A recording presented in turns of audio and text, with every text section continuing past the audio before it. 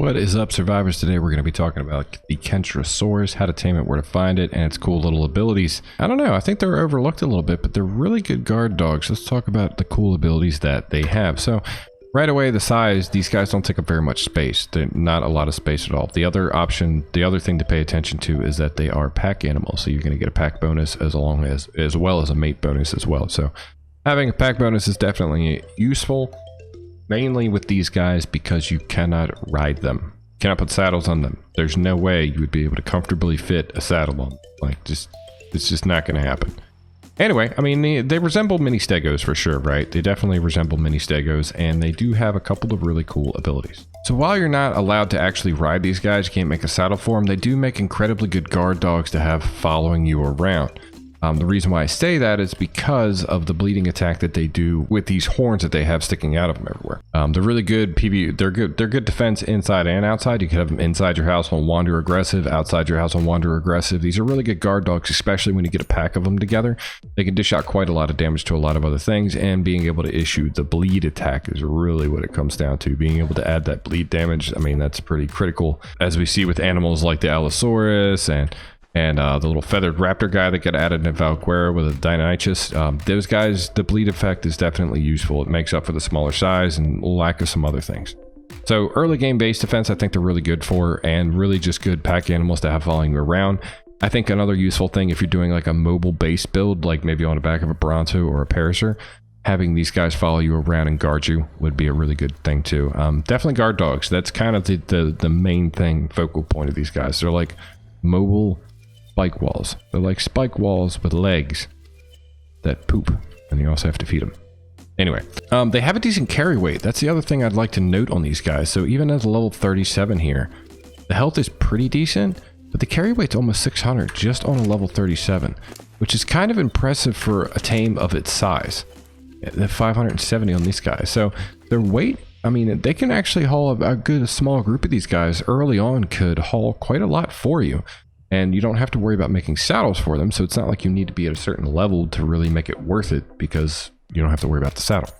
The Kentrosaurus can actually impale things into its spikes while it's doing the bleed damage, essentially kind of immobilizing it while it's doing that.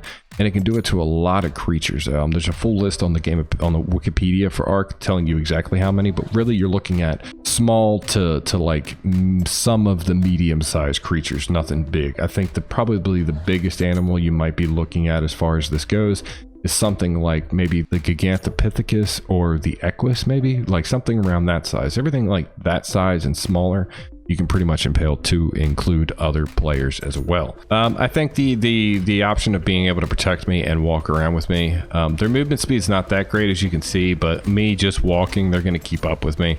But you'll be able to level those things up. You'll be able to level things up like movement speed. I would highly advise health and melee.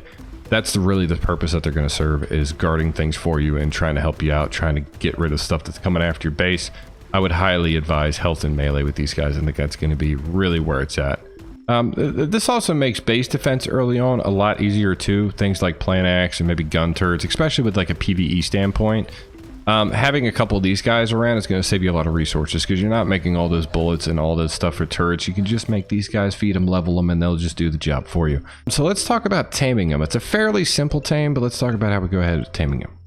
All right, so what we got here is a pretty simple trap, right? So stone foundations, stone door frames going around, or even around the inside here, a wooden ramp's going down one side, and then a dino gate on this side.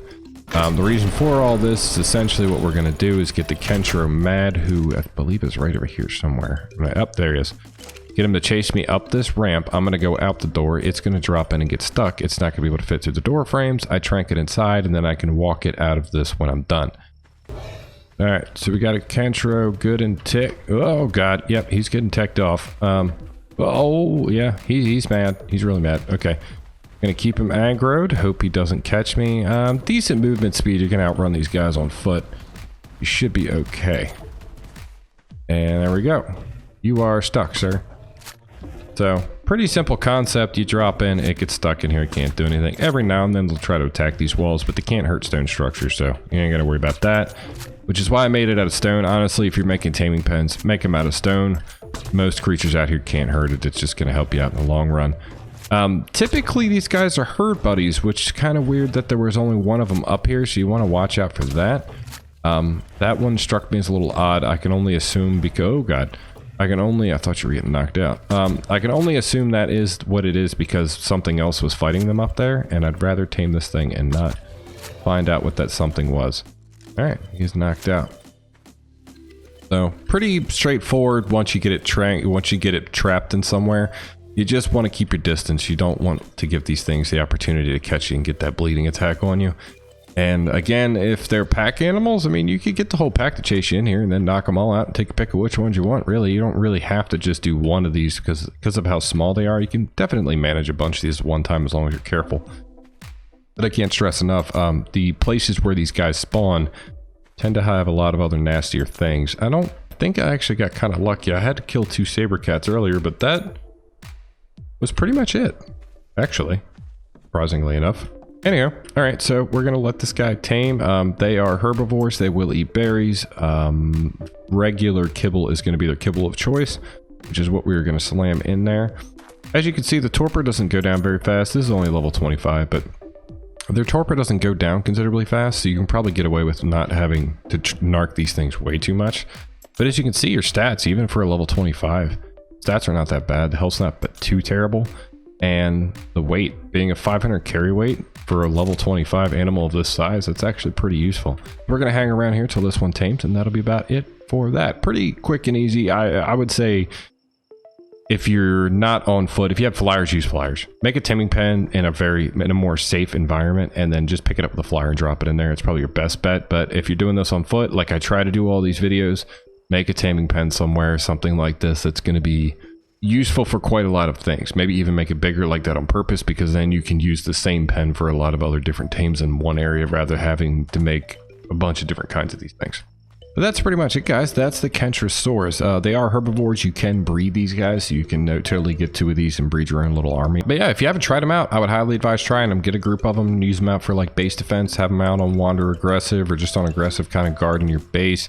I think these shine with mods that have like the leash mod that makes it a little bit easier. Things like Structures Plus or Super Structures, where the leash is a little bit easier to make and works a little bit better. Having a leash and then having them inside that leash range on aggressive, I think would definitely help you out as far as base defenses go. Not really all that effective in the water, so try to keep them out of there, obviously. But other than that, that's pretty much it. That's it, guys. That's how to tame the Kentro and the different abilities that they may have. This is a little one that I think it gets overlooked a little bit, and it's a definitely different tame as far as how Arc works. That mobile spike wall look, not having the ability to ride it with the size that it is a little weird, but I think it's useful. Give it a try. Thanks for watching, guys. Thanks for hanging out. Hit that like, hit that sub button, and I will see you all on the next one.